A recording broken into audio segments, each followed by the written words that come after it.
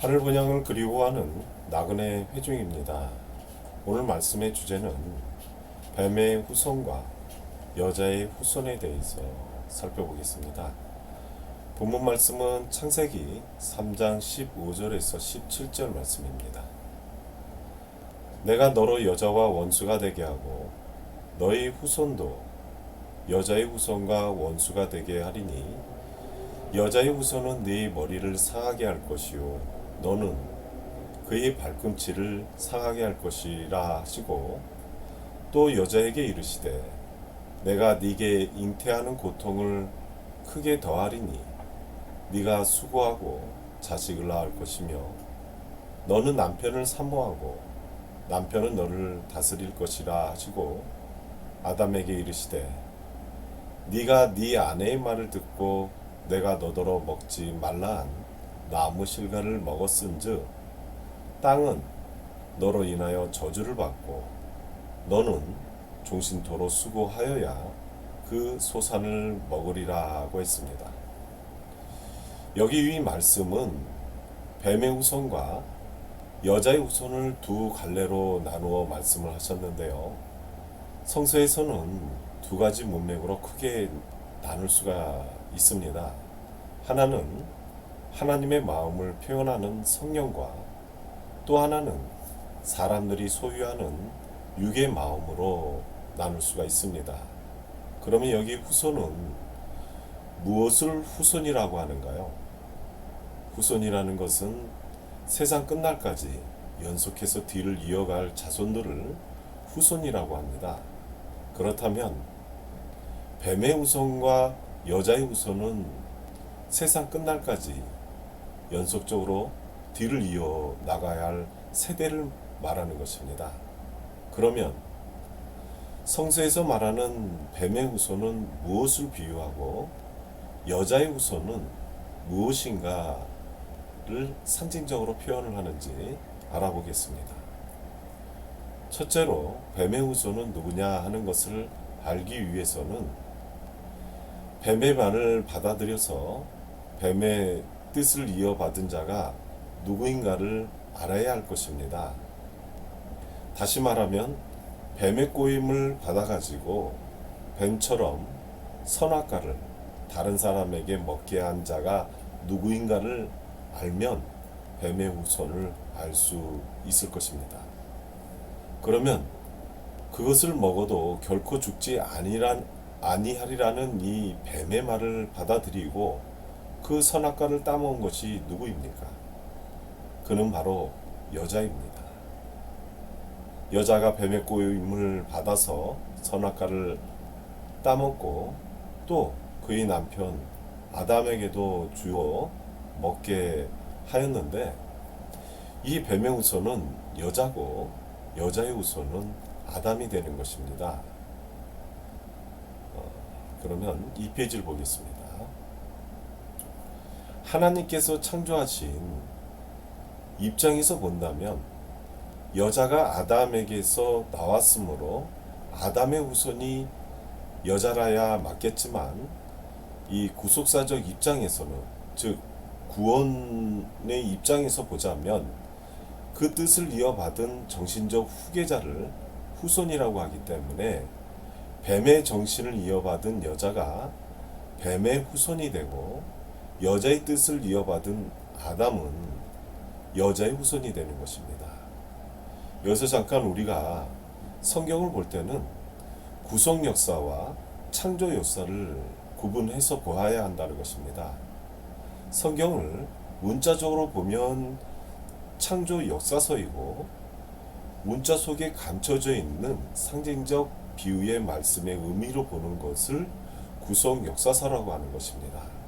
그러니까 창조적 입장에서는 아담과 하와가 부부간이지만 구속사적 입장에서는 여자는 뱀의 후손이 되고 아담은 여자의 후손이 되므로 아담은 하늘의 마음을 상징하고 영을 말하는 것이고 하와는 육체의 마음을 상징하며 땅을 말하는 것입니다.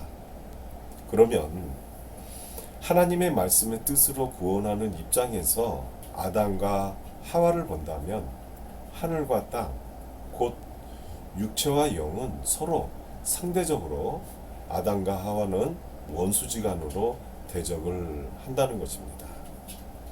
뱀의 말을 받아들인 여자는 뱀의 후손이 되고 여자의 말을 받아들인 아담은 여자의 후손이 되는 것처럼 예수님의 영적 진리를 받아들이는 사람은 하나님의 유업을 이을 하나님의 자녀가 되고, 그와 반대로 이 현대판 유대인과 이 바리새인들을 보자면 이 여호와의 증인이 얘기하는 지상 낙원이나 육신의 부활 또는 육신의 영생, 그리고 이 육안에 보이는 것으로 사람들이 만들어 놓은 교리를 받아들이는 사람은 마귀의 자녀가 된다는 것을 알려주는 장면입니다.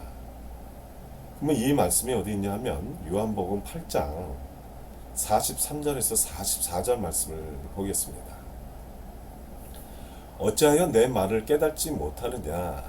이는 내 말을 들을 줄 알지 못함이로다. 너희는 너희 아비 마귀에서 났으니 너희 아비의 욕심을 너희도 행하고자 하느니라. 저는 처음부터 살인한 자요 진리가 그 속에 없으므로 진리가 서지 못하고 거짓을 말할 때마다 잿것으로 말하나니 이는 저가 거짓말장이요 거짓의 아비가 되었음이니라고 하였듯이, 이 뱀이 말한 것처럼 먹으면 결코 죽지 않고 지상 낙원에서 육신이 영생한다고 아주 지혜롭게 할 만큼 탐스럽고 그럴듯하게 꾸며놓은 이 육적 교리, 즉 선악과를 받아먹는 날에는 영생이 아니라 멸망이라는 것을 알려주는 것입니다. 꼭 지옥의 믿음을 갖게 된다는 것을 말하는 것입니다. 3페이지입니다.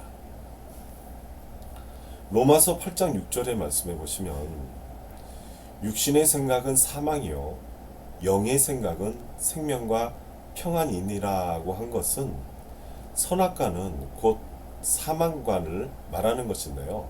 이 사망관은 육적 교리를 말하는 것입니다. 하나님께서 뱀의 후손과 여자의 후손을 어떻게 이끌어 가시는지 성서상의 구속사적으로 그 의미로 본다면 이 연속되는 뱀의 후손과 여자의 후손의 정체를 한번 살펴보겠습니다. 이 말씀은 창세기 6장 1절 말씀에 보시면 사람이 땅 위에 번성하기 시작할 때 그들에게서 딸들이 나니라고 하였고요. 잠언서 21장 19절에는 다투며 성내는 여인과 함께 사는 것보다 광야에서 혼자 사는 것이 나으니라고 했습니다.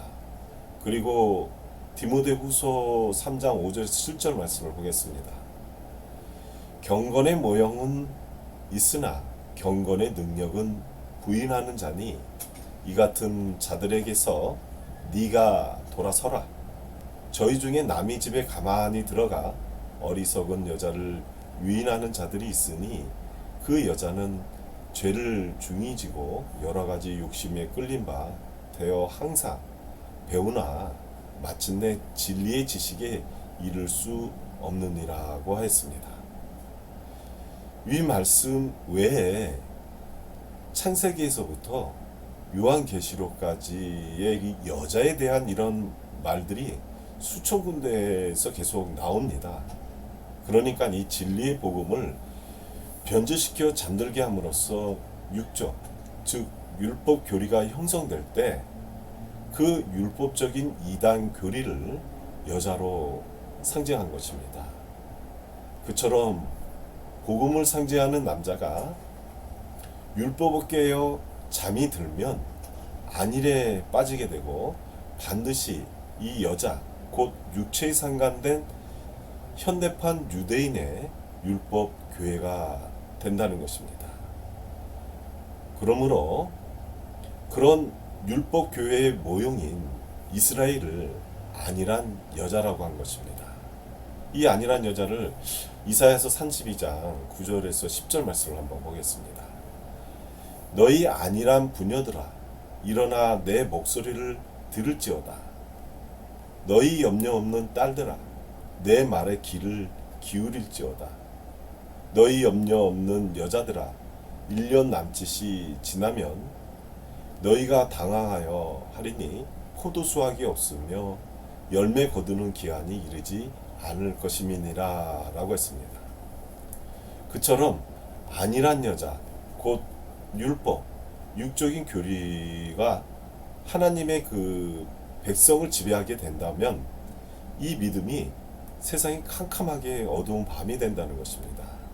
그러므로 이 캄캄하게 잠든 이 갈대아 땅에서 나온 여자를 곧 이 갈대아 땅이라고 하는 그 잠자는 곳을 여자라고 상징한 것입니다.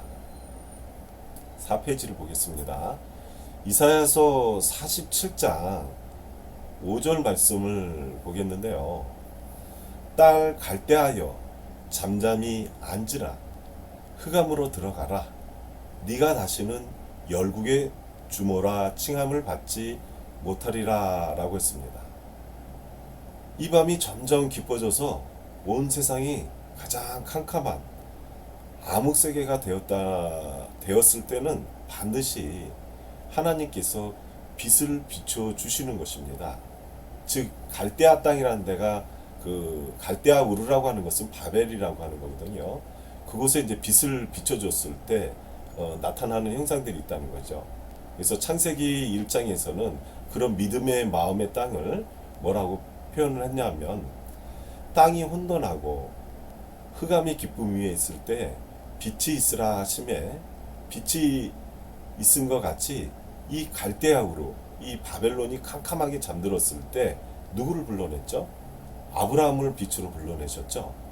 그리고 온 이스라엘에 캄캄하게 잠들었을 때 누구를 또 불러냈냐면 예수님을 바로 불러냈죠. 그래서 예수님이 빛으로 나타나셨습니다. 그러나 이 어두운 이 여자를 상징하는 이 어두운 곧 율법 세상에 이 육조 교회는 그 빛을 깨닫지 못할 것을 알려주고 있습니다. 이 말씀은 요한복음 1장 5절 말씀에 보시면 빛이 어두움에 비추되 어두움이 깨닫지 못하더라 라고 한 것은 예수님이 이 땅에 오실 때 즉 말씀의 빛으로 이스라엘 백성들에게 비춰줄 때 저들의 믿음 상태는 어둠이 되어 깨닫지 못하는 동시에 오늘날과 마찬가지로 앞으로 남은 무리가 말씀으로 빛으로 나타날 때의 상태를 예시해 주는 것입니다. 여기 남은 무리는 참 진리를 예수 그리스도의 정신으로 지키고 보존하는 자들을 말하는 것입니다. 그런데 여기서 성경의 맥을 잡고 있는 것을 우리가 분명히 알아둬야 할 중요한 점이 있습니다. 그것은 여자의 계보가 둘이 있다는 것을 우리는 꼭 인식을 해야 하는 것입니다. 이게 성경의 맥을 잡고 있는데요. 여기 한 여자는 창세기 1장 27절 말씀에 나오는데요. 하나님이 자기 형상대로 사람을 창조하시되 남자와 여자를 창조하였으므로 하나님의 형상대로 창조된 여자가 있고 또 하나는 아담이 잠든 갈빗대로 만든 여자가 있습니다. 아담의 잠든 갈빗대로 만든 이 여자는 선악과를 따먹고 육체가 됨으로써 에덴 동산에 살지 못하고 이 땅으로 쫓겨났지만 여기 창세기 1장 27절 말씀을 보자면 하나님의 형상을 지닌 여자는 선악과를 먹지 않았으므로 영이신 하나님의 형상 그대로 하늘에 있을 것입니다. 그러므로 이 땅으로 쫓겨난 이 여자는 아라비아에 있는 신의 산으로 지금 있는 땅의 예루살렘으로 비유하였고요. 하나님의 형상을 지닌 여자는 하늘에 있는 영적 예루살렘으로 비유하셨습니다. 이 여자를 우리 믿음의 어머니라고 하였습니다. 5페이지를 보겠습니다. 갈라디아서 4장 24절에서 26절 말씀에 보시면 믿음의 어머니가 나오는데요. 한번 살펴보겠습니다. 이것은 비유니 이 여자들은 두 언약이라.